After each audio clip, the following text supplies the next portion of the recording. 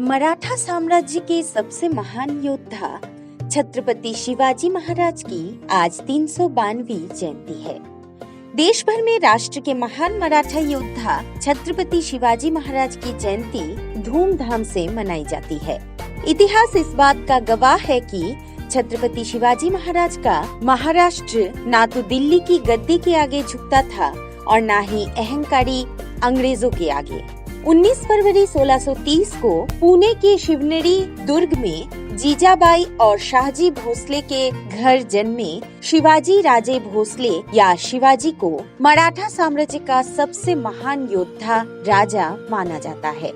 हर साल 19 फरवरी को मराठा राजा की जयंती को चिन्हित करने के लिए महाराष्ट्र और देश के अन्य हिस्सों में शिव जयंती बहुत उत्साह के साथ मनाई जाती है।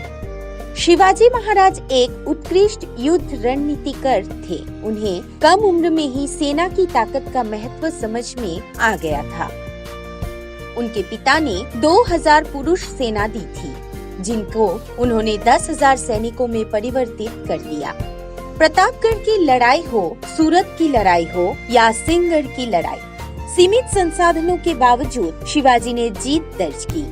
उनकी सैन्य तैयारी और युद्ध कौशल बेजोड़ थे। शिवाजी ने हमेशा जरूरतमंदों और गरीबों के लिए काम किया और अपने क्षेत्र में एक महान नागरिक शासन स्थापित किया।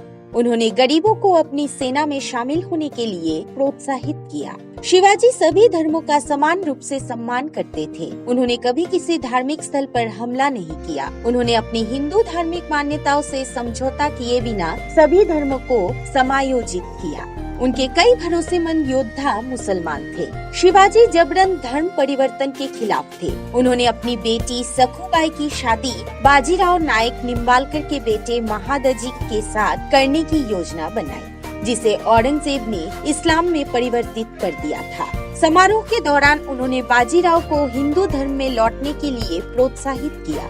शिवाजी शायद इस क्षेत्र के पहले राजा थे जिन्होंने अपनी मातृभूमि को विदेशी आक्रमण से बचाने के लिए नौसेना के बेड़े की भूमिका को समझा।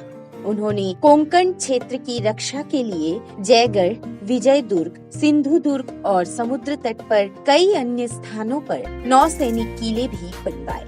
मराठा साम्राज्य के संस्थापक को औपचारिक रूप से 6 जून 1674 को रायगढ़ के छत्रपति के रूप में ताज पहनाया गया था।